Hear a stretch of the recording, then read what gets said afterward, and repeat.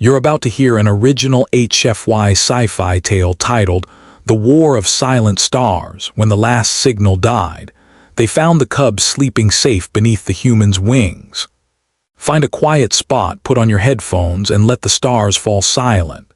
If you enjoy cinematic sci-fi narrations, consider subscribing for more. Now we begin.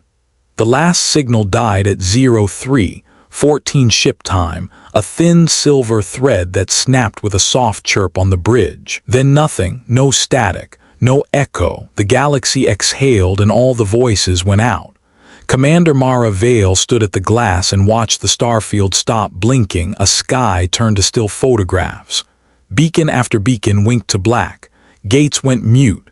Relays fell asleep mid-sentence. She felt the silence like a pressure in her skull, a weight. On the tactical panel, alert codes crawled without sound. This was not a system glitch. It was a curtain. The crew waited for her to speak. She didn't. She listened to a silence that felt intentional. Beyond the ship, the orphan moon Karas swung under a pale blue star. On its night side, a nursery biome lay buried in basalt, an ark for a people who called themselves Keshari. The Keshari built greenhouses like cathedrals and recorded lullabies in stones. They had asked the human patrol to escort a migration craft out of the nursery when the gates synced at dawn. Dawn would not come. The gates did not sing. The lights did not answer. The long skein of civilization had been unspooled and every thread lay coiled around a knife. The knife had a name. They were never seen at first, only felt. They were a doctrine more than a species. A doctrine that said, if the song can be sung, it can be used. If it can be used, it can be turned into a weapon. If it can be turned into a weapon, it will be turned against you. So they cut every song. The quietest field hit without warning. No photons above a threshold. No neutrino hashes. No quantum keys. No laser whispers. The universe went back to analog: eyes, hands, heat. Mara Vale's hands were steady. Switch to dead reckon, she said. Hard seal all tower ports. Prep the needles. The crew moved like a memory of sound. Needle flares were an old human thing, chemical rockets that burned bright enough to be seen with eyeballs, heavy with smoke, worthless at any distance, perfect for you and your neighbors in the dark. Ma'am, said Ensign Cordy at the aft board. The nursery sent an automated before the cut. He pushed the last packet onto the main screen. It was a single line of text encoded in a child's rhyme the Keshari had once taught them, cubs crying. Mara closed her eyes, opened them. The starfield did not blink. All hands, she said softly. We're going down.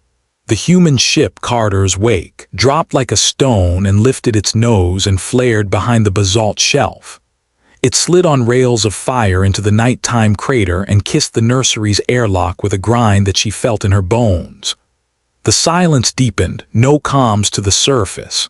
No handshake, just the black mouth of a door in a mountain. They cut through.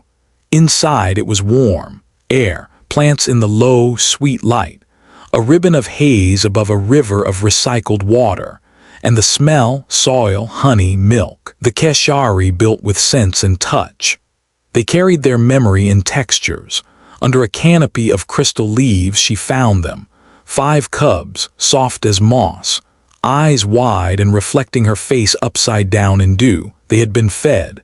They had been sung to. They had been tucked into piles of woven blanket, and then their guardians had not returned. Quietus took the adults when they scattered to fetch parts, to call for help, to pull an alarm that made no sound. 5 cubs waited for voices that went out mid-word. The littlest one hiccuped. Mara knelt and pressed a hand over its many-fingered paw. The cub pressed back. The oldest among them tried to look brave and failed, cheeks quivering. The Keshari cubs were different than human babies, but similar in the ways that mattered. They wanted warmth. They wanted soft heartbeat noises. They wanted a promise. We're here, Mara said, voice low. We'll be your noise now. Behind her, Sergeant Imani checked the nursery hatch and shook her head. No hostiles, but the sky's wrong. There are shapes up there with no light on them. How many? Enough. The Ver would come to a nursery, they'd cut the beacons, and then they'd harvest the places where life was kept warm and small. That was their mathematics. Remove the beginnings and there are no middles. Mara stood and looked up. Night in the quiet world had edges like knives. Bunk them aboard, she said. Not the cradles. Wraps. Heavier than they looked, the cubs were passed arm to arm and bundled in thermal slings. One tucked its face under Mara's chin with a small, trusting sound that punctured her heart. The crew moved quick and gentle. They gave the nursery a moment to keep its last dignity, folding blankets just so, touching the door with the Keshari farewell gesture. It was something like a curl of the fingers in air, a promise to return. They wouldn't. Not to this one. Back aboard the wake, without beacons, without gates, the map pressed into her eyes like an old inconvenience. They had three choices: hide and hope, run and pray, or burn for the bell. The bell was a human name for a Keshari thing, not an alarm, but a stone machine hidden in the spine rock of Karas, older than the Keshari themselves. It had one purpose. In an age before radios, it had called herds across winter valleys with tones that traveled through stone. Scavenged centuries ago and repurposed, the Keshari had wired the bell to a seismic resonator, a dumb shout across a planet's bones. If they could reach it, if they could kick it hard enough, the bell might wake other bells. It might be heard by someone still listening with ears and hands and heart. "Bell," Mara said, "take us there." Imani said, not asking about the verse shapes above the crater. "You did not make a map out of fear, you made it out of where you needed to go." The wake shivered free of the basalt, lifted, and then Bella crawled in low orbit, creeping along the dark. With no beacons, there was only geometry. No autopilot, human eyes. A printed star chart patched with grease and pencil lines. They floated in a sea of oil, engines no brighter than the breath of sleeping giants. The Ver had no heat to see, no light to make. They hunted in shapes and mathematics, but their doctrine had a flaw. They did not imagine anyone would choose to be small and noisy and warm. The cubs slept poorly. They were old enough to feel the wrongness. Mara let them listen to the thud of her heart. She had known other kinds of fear, earthside fires in the desert, pirates near the black reefs of Vesta. This was different. This was a world that had been turned down, volume knob snapped off, and the hand that did it still present in the room. She cradled the littlest cub and remembered a lullaby from a sky that had not seen stars for 1,000 years because of city light. Her mother had sung in a one-room apartment over the river where sirens were the weather. Humans had built a ladder out of that noise. They had climbed and dragged their noise with them. They made songs for people to find each other in the dark. She sang now, not words, just a rise and fall. The cubs slowed their breath until it matched the human rhythm. 5 small chests lifted together, fell together, a school of fish sleeping under a whale. At the dorsal port, Petty Officer Sahil watched the night and made notes with a pencil on paper. The paper method did not care that photons were strangled. He looked for occlusions, for stars missing where stars should be. He found 3. "They're vectoring," he said to no one and everyone. "We get 1 pass." "Then we'll make it count," Imani said. They found the bell where the map said, tucked into a cliff whose face was a palimpsest of ancient rivers. The wake settled on the shale like a dragonfly. The bell was simply a rock folded around a shape of absence. It looked like a place where sound might live. They wired the resonator. It was an ugly box, heavy and dumb. Dumb was beautiful now. They bolted it to the bell's ribs and ran cords like old salt sailors. "How hard?" Sahil asked. "All the way," Mara said. He cranked the flywheel and dropped it. The bell inhaled. Sound went down into the planet. It passed where roots touched rock and where the skeletons of old beasts made bridges. It moved like weather inside stone and came up on the other side in gullies and caves and old mines. It said, "Alive, alive, alive." It said it again. They timed the pulses to prime numbers. It was the kind of vanity that kept you sane in failing times, to imagine that mathematics was a language that someone else might share. "Now we wait," Imani said. Waiting meant feeding cubs and changing wraps and wiping small noses, only some of which were where you'd expect. Keshari cubs carried their heat in underwings, thin membranes like the petals of a flower. They blushed blue when they were afraid. Mara kept them close and the blueness faded. When the Ver came, they did not come with lights. They came with absence. Darkness that tried to darken further. Shapes that kept shape even when the eye wanted them to be nothing. The first shape fell toward the cliff like a knife aimed at the bell's throat. Sahil fired a needle flare directly into its mouth. It was ridiculous. It was human. It worked. The Vervector changed, incensed by a visible act. They turned toward the wake like sharks startled by blood. The second shape slid low along the gully, seeking the warmth of their engines. "Off," Mara said. "Off. Everything not life support." They went colder than cold, bodies wearing the ship like sweater sleeves. Breath steamed. The cubs tucked deeper into the crooks of elbows and the hollows of knees. They ran the ship like a fireplace. The Vershape skimmed, searched, hesitated at the curve of the hull, without light, without sound. They were not omnipotent. They could not smell a lullaby. It moved on. A shadow jerked and was gone. They waited in the dark as the bell continued to stroke the planet's bones. What answered was not a fleet. Not yet. It was smaller and stranger and older. It was a thing made of wood and tin. The Keshari had called them burr suits, after the burrs that stick to fur. They were once used to harvest coarse moss off cliff faces. A single Keshari elder had repurposed one as a rover in his youth. The story went and vanished into the limestone maze for a year to write poems about silence. The bursuit peered over the cliff edge with a slow, polite movement and blinked its brass eyelids. It had no right to exist in a war. It was stubbornly domestic. It yanked itself up and waddled across the ledge in a dignity sprint. "Friend," Imani asked no one. "It's got a scarf." It did. It wore a woven strip around its midsection like pride. The bursuit bumped the resonator with a little greedy noise. Mara crouched. The suit sniffed with a pressure valve. It extended a ridiculous limb and touched her knuckles with gentle authority. Then it pointed down canyon with its other arm as if to say, "More bells." "Show us," Mara said softly. It did. They loaded up. The burr suit led like a grandparent pulling a wagon in an orchard. It knew routes under overhangs and paths hidden under fern boughs, and always above them the Vershapes moved with the patience of undertakers. They ran the bells, one after another, making the planet sing. At the third bell they lost Petty Officer Sahil. He was halfway between the bell and the resonator when a shadow folded down and took him. No sound. One moment a man, the next a memory of motion. He left his body in the way soldiers do, like a shirt on a chair.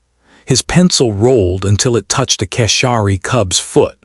The cub picked it up and made a small sound that had never been recorded before in any archive. Mara moved toward the shadow's afterimage even though there was nothing left to strike. Imani laid a hand on her forearm. "Don't," she said. Mara stopped because she would not make Imani's hand into a ghost too. They kept running the bells.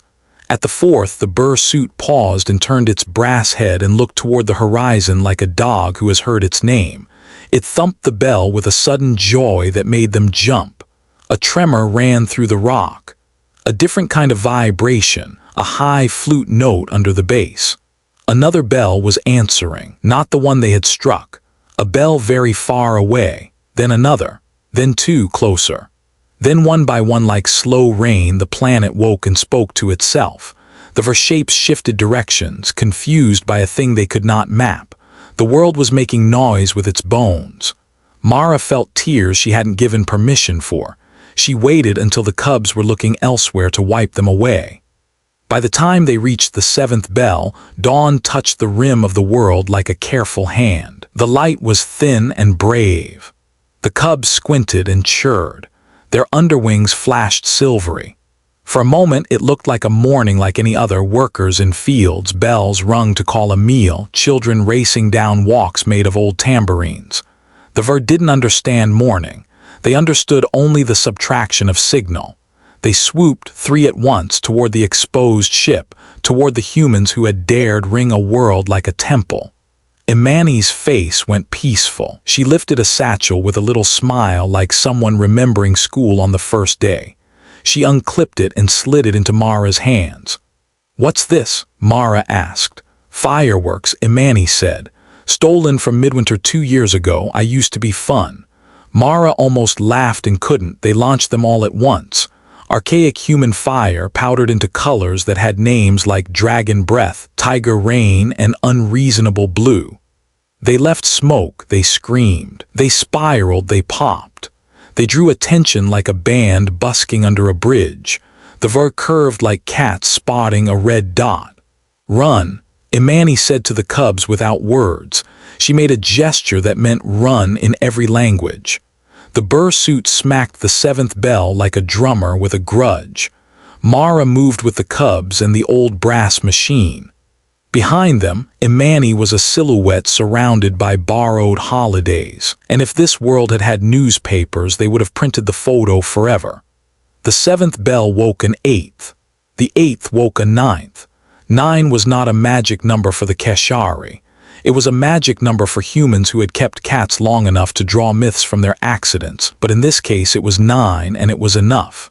From a dry canyon 3 ridges over, 3 shapes came that were not ver. They dared to have lights on. They were small. They were ugly. They were human. Dirtwing gliders. The Wake's auxiliary craft. They had been grounded after the quietus cut the sky to wood and stone. But with bells for maps and bursuits for guides, the ground crew had improvised wings out of old heat shields and canvas. They had waited for flare at the 7th bell. The crew had planned that from the start without saying it out loud, because no plan quite survives a war but hopes sometimes do. The gliders came in low like gulls tasting a storm. They threw nets with sinker weights and caught a V-shape around the neck, if neck was the right word. The thing writhed without thrashing and swung like a pendulum, wrong as a nightmare. Another glider dove and drove a steel rod into the shape's seam, pinning it to a cliff face. It did not howl. That was the worst part. It did not make a noise when it died. The gliders, ridiculous as laundry, became holy to Mara in that moment. "Back to the Wake," she said. They did not win that morning. Winning was a fairy tale. They survived until midday, and that felt like a victory stolen from a god. Back in orbit, first on analog and then on a line so thin it could have been a rumor, someone answered the bells. It was a Keshari voice made of sand and tea. It cracked on the edges the way old songs do. "Alive," it said. "We hear you."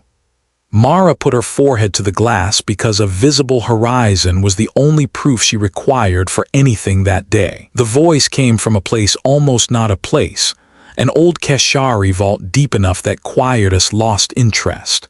They had been listening with wire and patience. They were old enough to have played with burr suits and to have written poems about silence with boys named Rhett long dead. They cried when they heard the bell strike 9 times, and they gathered, and they brought the last of their analog. Then came the problem. They could not open their vault. The quietus had glitched their pressure locks such that they could not equalize with the surface. If they opened, they would suck in fire.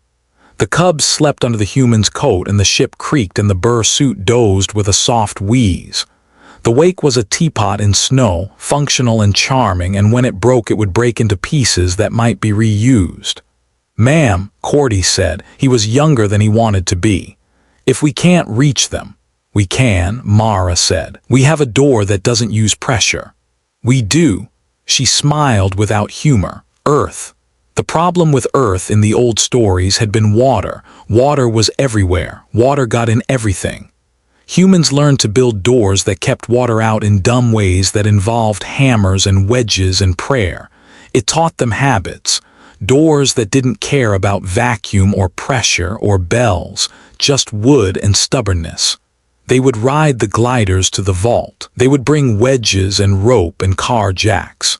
They would open by force and take burns like taxes. They would do it during a bell run, while the planet sang so loud even the quietest would be too busy counting to count them. Mara assigned her people with calm hands and cold grapes of logic in her mouth. She signed a slate and felt her knuckles ache because she had broken her hand once in an alley when a man tried to take her mother's bag. "We're not winning," she said softly to Imani as they checked rope. "We're buying a future." Imani glanced up. Her eyes had a kindness that made them a threat to the enemy. That's what winning looks like from the inside. The gliders jumped, air screamed, bells threaded through their bones.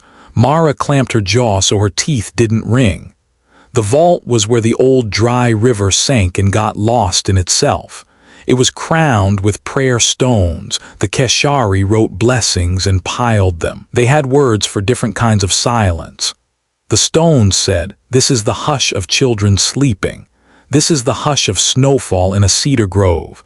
This is the hush of a mother before she tells you a secret." They made a new pile. "This is the hush before we break your door to give you back the sky." They wedged, they cranked. The door moved a hair. Air thundered, a fist on a drumhead. Imani got thrown 10 meters, rolled, came up with skin under nails. Cordy shoved the jack deeper. It screamed like a violin tortured into bravery. The door began to open. Inside, lanterns made with oils flickered. Keshari faces peered out, thin and lined with tears like gemstones on fur. The eldest among them reached to touch the glider wing as if it were a bird returning after winter. He wore a scarf with the same pattern as the Burr suits, family colors. He saw the cubs. He folded in half like a mountain bowing. There was no time for the kind of reunion that poets get drunk on. The Ver had not stopped making shadows. They were interested in this hole in the world now. "Go," Mara said. "Take them. Go into the low tunnels. Do not stop if we stop." They did, and one of the elders reaching out, grabbing with ceremonial impoliteness, pulled Mara closer and pressed their forehead to hers in a gesture that had been used between their peoples only in times when words failed. "Sleep with us," he whispered. Mara shook her head. Later. He knew that tone in any language. The Ver arrived like logic. They did not charge, they occupied. They had no sound to carry their violence. The humans moved with rope and wedges and heat, the old enemies of the cold. The first shape to reach the vault was stopped by a bell tone so profound that Mara felt her bones shrug. The 9th bell again, like a hand striking the earth in a pledge. The elder had sent 2 young ones to run to it when the door moved. They slammed stone until they bled. Sound met shape. It wasn't beautiful, it was sufficient. They got 32 Keshari into the low tunnels before the first Ver cut a glider's wing in half. Canvas sagged like a dying bird. Cordy died with his hand on a jack handle and a smile that said he'd wanted to matter once and decided this counted. Mara didn't stop to close his eyes. She couldn't take his sight away. They sealed the vault with rope and prayer and a door that had learned earth, and they ran. The wake was not far, but distance is relative when you are carrying a world on your back, and the sky wants you to be lighter. They ran with a rhythm stolen from bells. The Burr suit huffed along, doing a pace that would have been dignified in peacetime and was miraculous now. A Keshari elder held Mara's elbow without asking permission, and she let him. The cubs slept in their wraps to the beat of a world singing itself awake, and that was not a metaphor. You could count heartbeats by the bell strikes. Above, shapes closed in. The gliders cut across and harassed with nets and spears. They did not need to win. They needed to delay. They were very good at delaying. Humans like rust, like moss, like gossip, knew how to linger in spaces that did not want them. At the wake, Imani stood at the gangway with a welder's torch. It was a ridiculous weapon. It made light. It made heat. She burned of her shape and the metal flowed like honey and then snapped cold, and there was a hole in a thing that had never expected to experience molten. It recoiled, confused by human verbs. Inside, Imani yelled, which felt obscene and holy at the same time in the quiet world. They piled in. The wake lifted. They had no gates. They had no beacons. They had only a map that could be drawn on a napkin and folded into a pocket. They had a bell humming in the ship's bones and cubs sleeping with their faces tucked into their human shadow. They ran for the dark. The Ver pursued, inexorable as unsolved math. The human ship bled heat like a chased beast. The sensors showed nothing because there was nothing to show. They navigated by what was missing. Options. Mara asked, not because she expected any she would like. Sahil would have made a joke. Cordy would have said something earnest and wrong. Silence answered. Silence was the only thing the Ver had ever truly given a world as a gift. Then a sound, not through the mic, not across the board, it came up through the floor. A knock, 3 knocks, pause, 2, pause, 5, prime. The burr suit tapped with a little claw, shyly proud. Mara put her ear to the deck, felt it again, not from the suit, from outside, from below.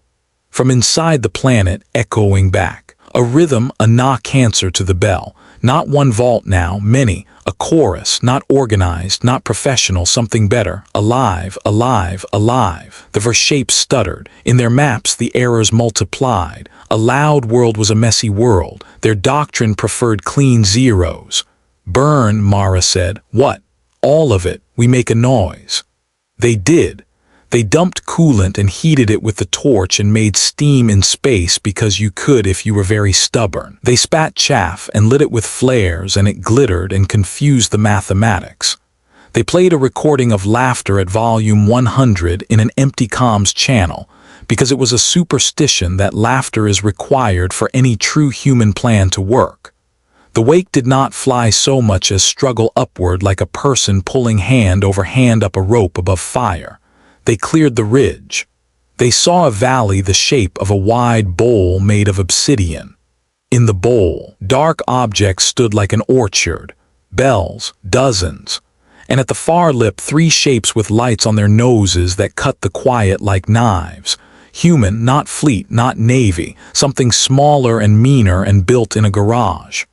Kara's had humans before the quietest, drifters, prospectors, stubborn. They had been forced into the caves, but they had not been forced into silence. They had been listening for the bells. They had made rockets with their hands. The 3 craft rose and wobbled, and if you were a doctrinaire machine, you might have laughed. They were ugly. They were underpowered. They were willing. They fired dumb slugs, steel rods accelerated by insulting chemistry. The rods hit Ver shapes not in the places a war student would aim, but in the spots where ordinary people poking them with sticks had found seams. The shapes tore like paper. The machines shuddered and fell into the valley like things embarrassed. On the ground, Keshari elders came out under woven shields and waved cloths the color of very old fruits. They punched bells with hammers made of driftwood in devotion. April thunder rolled through basalt. Mara found herself laughing. The sound was alarming after so much not sound, so she choked it down like a hot drink. They landed behind a boulder shaped like 2 hands praying and unloaded the cubs for one careful heartbeat. The burr suit lay down with a satisfied sigh. A Keshari elder stroked its scarf and told it a thank you with fingers. Mara stood at the hull and counted missiles with her eyes and decided math was not enough to hate or love.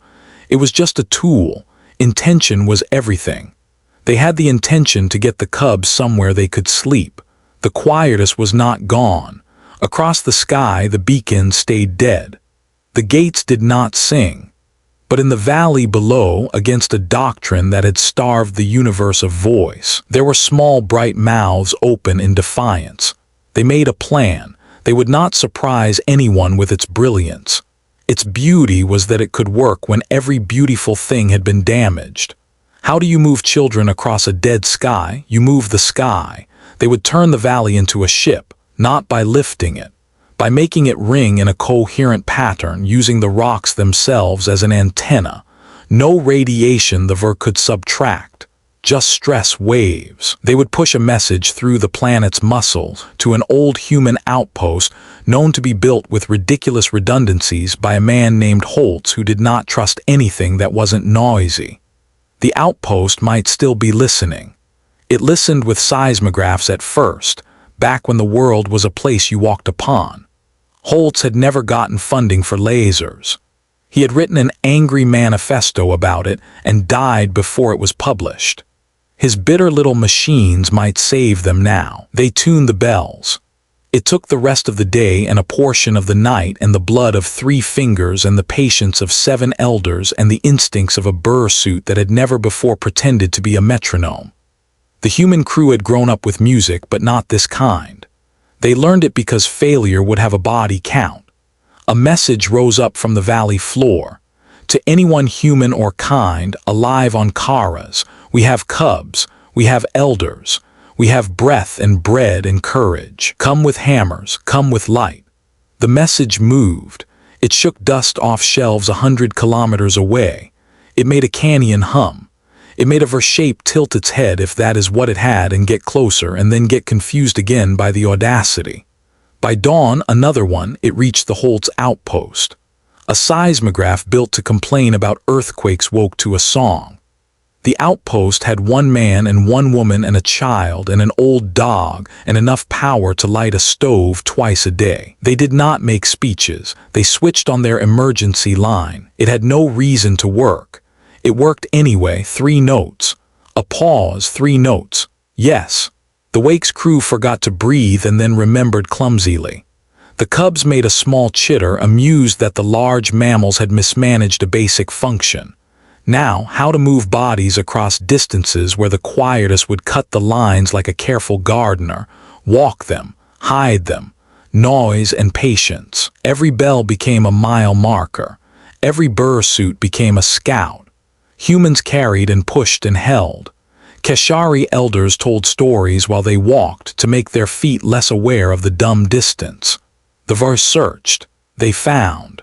Sometimes they killed. They did not stop the parade. At a narrow pass named after a local word for hope that translated to bread that rises well, Mara took the lead because leadership is a thing you do with your feet. A V-shape swept low and folded strange origami around Imani.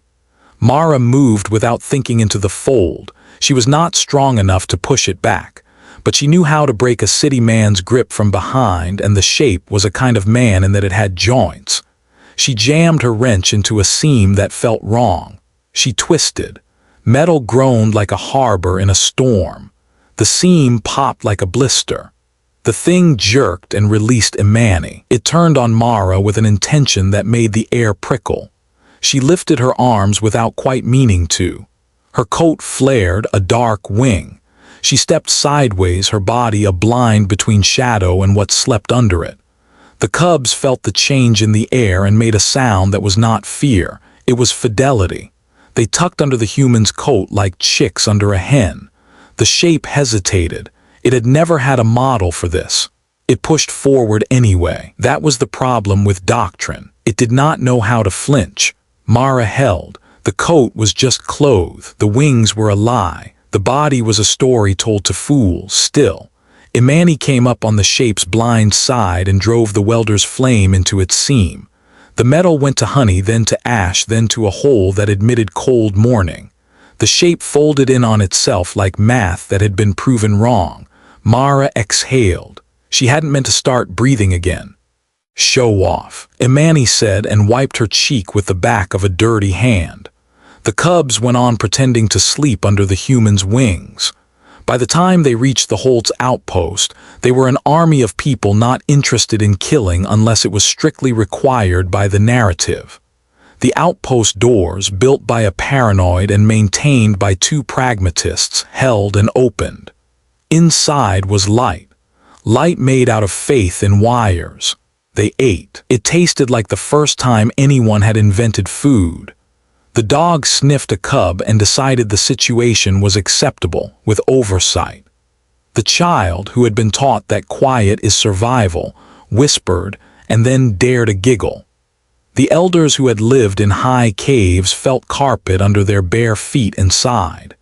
The burr suit found a corner near a heater and went to sleep with its scarf folded like a napkin at a good restaurant. Mara slept sitting up with her coat still around the cubs and dreamed of bells that shook cities awake. The Ver did not give up because they were not sentient enough to reevaluate doctrine, but there was a new factor now. Noise had spread.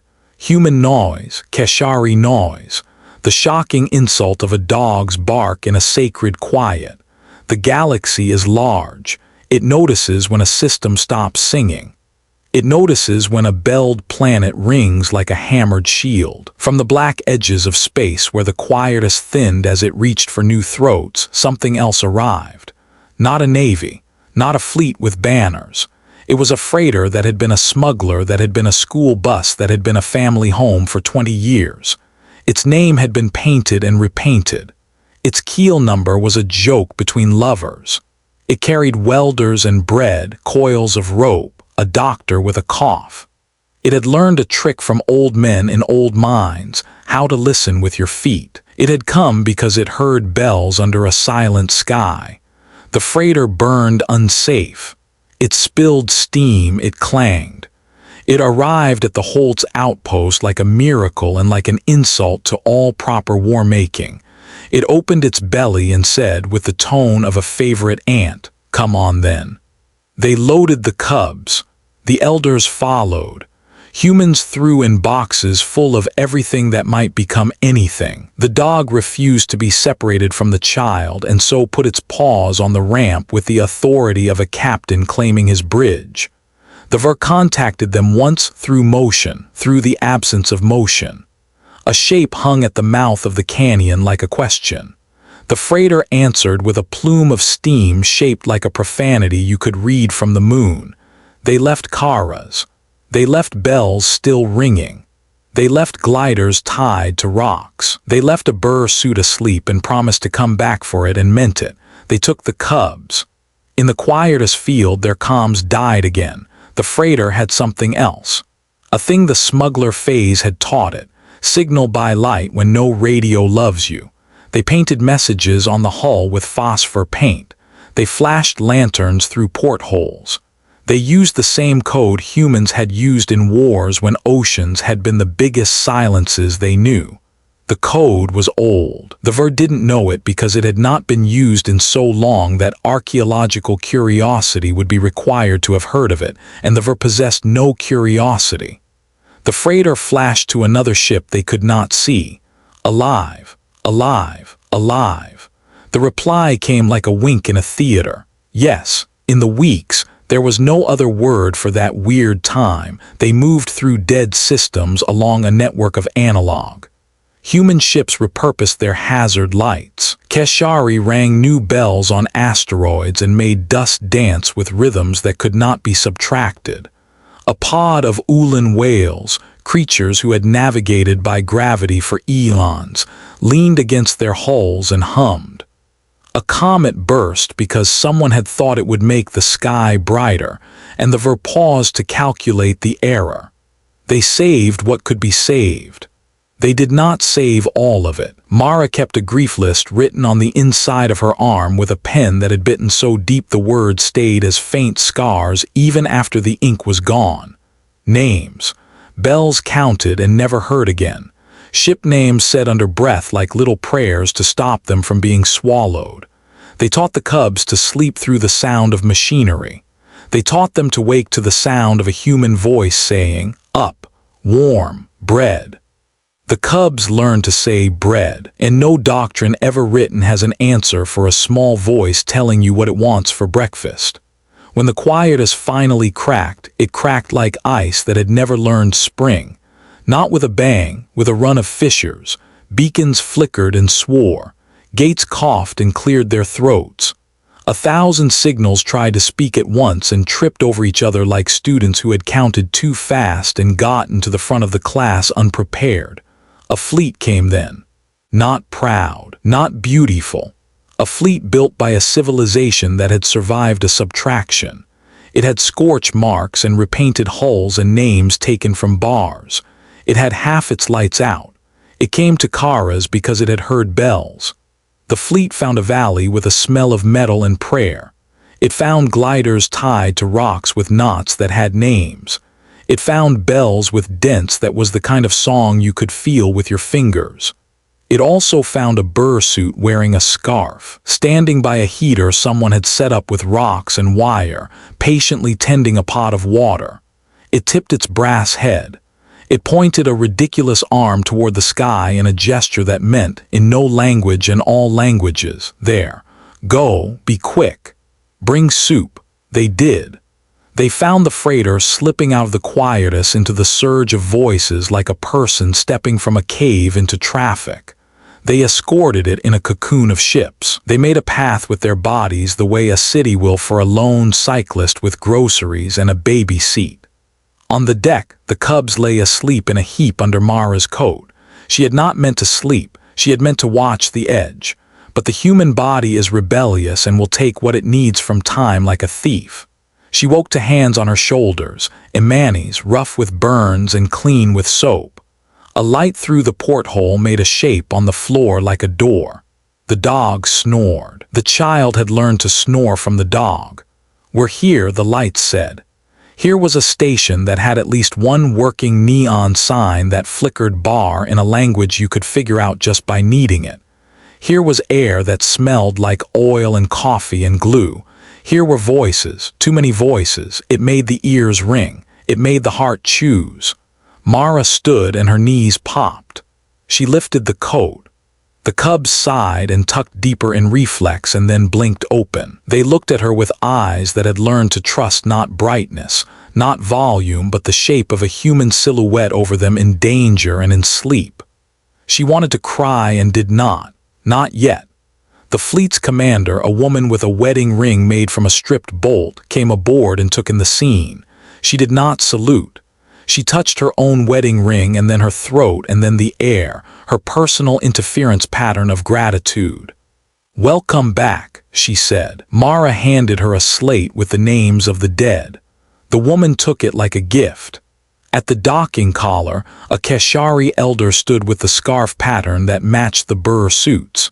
He was older than any of them, with fur like morning fog. He reached for the cubs and then stopped and bowed to the coat. He understood what had hosted them. He lifted the littlest with a sound humans cannot make and pressed his forehead to its underwing, which flushed silver at the remembered heat of a human's chest. "Sleep," he whispered to the cub, which was absurd because the cub had just woken. It closed its eyes anyway. The word had that kind of authority again. The war had not taken it away. The word did not stop existing. You cannot defeat a doctrine with fire. You can only prove it too small for the world and wait for it to starve.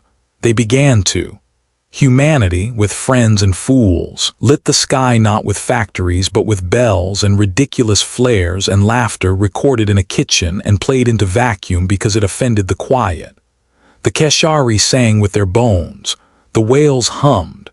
The old Holt seismograph was put in a museum with a plaque that said, "This saved children." Mara sat in a bar under a neon sign and had a drink that tasted like summer, and she cried into it for a very long time. When her hand stopped shaking, she bought a scarf and tied it around the Burr suit's neck with ceremony when it arrived on a cargo pallet like a dignitary, to the hooting of dock workers who had seen everything and still knew holiness. Sometimes on ships with patched hulls, the lights would flicker, and for a heartbeat the old silence would return like a ghost checking its mail. People would hold their breath. Then the lights would return and they would laugh too loudly, and someone would strike a pipe with a wrench twice. Knock, knock, and someone elsewhere would answer, knock, knock, and that would be the sound of humans making a world livable. At a memorial that was more than a memorial and less than a festival, Keshari elders rang a bell 9 times for those lost. Humans clapped because they clap at everything. The cubs had grown, underwings bright, eyes reflective as ponds. They climbed things not intended for climbing. They fell asleep where they were loved. On a day when the fleet gathered and there were a problem solved by paperwork rather than dread, a small ceremony was held on a dock with bad paint. No speeches, just the exchange of a coat. Mara folded her old coat and handed it to the Keshari elder with 2 hands. He took it and tucked it around the cubs even though no one was cold. They slept because they had learned to sleep under that smell. The elder nodded. The coat belonged to them now. To all of them. A reporter with a small camera asked Mara for words. She wanted to say clever, cutting things. She wanted to be the person who says the quote that gets carved in stone. Instead, she put her hand on the bell and felt the world vibrate, and she said a simple thing that would get quoted anyway, because sometimes it turns out stone like simple. "We were never the loudest," she said. "We were just the ones who refused to be quiet when someone needed us." That night, alone, the commander sat with a cup of something warm and watched traffic lights blink. She let herself feel the moment the quietus had broken. She touched scars. She counted the names on her arm again, now only visible when the skin caught light at a certain angle, small constellations that no one could subtract. On the freighter, the child taught the dog to knock primes with a paw on the deck. The dog's brow furrowed. The child laughed. In the cargo bay, the burr suit danced with a Keshari youth to a song banged on kettles and spoons. Humans danced badly and with endless enthusiasm. Of her shape, captured and turned into a table, held drinks as if that had always been its purpose. When the last signal died, before any of this, the first human instinct had not been to broadcast distress. It had been to find the small, soft things in the dark and put a coat over them. Years later, the cubs would remember the smell of that coat like a first language. They would build machines that sang in frequencies the quietus could not subtract because the quietus had never met a lullaby. They would wear scarves as civilians and as soldiers both. Their children would learn to knock on tables before dinner. Bells would sit in city squares instead of statues. If you climbed one and rang it, someone would bring soup because that's what it meant now. And for all the new brightness, for all the repaired beacons and the gates that shrieked themselves clean and the stations with working neon, there would always be places in the galaxy with too much quiet. People would go there. People like Mara, people like Imani, people nameless and brave and practical. They would go with coats, they would go with bells, they would go with the soft understanding that the opposite of conquest is not surrender. It is shelter. The fleet orbited Karas once more before moving on. On the night side, elders lit fires to make a constellation on the ground. On the day side, a bell rang because a child had discovered that if you hit it just so, it made a sound that felt like being held. Mara stood at the glass again, a different ship, a different map, the same human heart. She watched the starfield blink, not beacons, not gates. Just light reflected off objects going about their mindless task of being there for someone to navigate by. She put her hand on the glass the way children put their faces to bakery windows. She remembered a room over a river. She remembered sirens like rain. She remembered her mother's humming. She felt the weight of the coat even when she wasn't wearing it, and she smiled, not because the war was over, because the war had taught them how to be humans in a larger room. They would be loud when it was required. They would be quiet when it was holy. They would sleep in each other's shadows. They would knock before they entered. They would light fireworks while the sky was wrong and make the wrong sky correct itself from embarrassment. On her wrist, a cub had tied a bracelet made of scrap wire and beads stolen from a smashed console. It was heavy and gaudy and perfect. It scratched when she moved. She liked that. She went to sleep as the ship's night cycle deepened. She dreamed of a burr suit brewing tea. In the morning, space mornings are just the ship deciding. It was work again, bread again, hammers again, bells again, but something had shifted for good. Somewhere in a museum with poor signage, the Holt seismograph waited for a school field trip. Children would drop balls of rubber on plexiglass and watch the needles twitch. A docent would tell a story about a day when all the lights went out and how the world hummed to keep children alive. The children would nod. They would not understand. They would go home and knock on their table twice just because. Years later, wars compress time, but kindness extends it. The Keshari and the humans and the others would stand together on platforms that hummed with old bell frequencies. They would launch things toward stars that did not yet have names. None of them would be silent machines. All of them would have kitchens. They would not forget. They would not conquer. They would endure. And that day the galaxy learned humanity doesn't conquer, it endures. Headphone, if you enjoyed this story, make sure to like, share, and subscribe to the channel for more epic HFY sci-fi tales. Until next time, stay human, stay unbroken. END the story.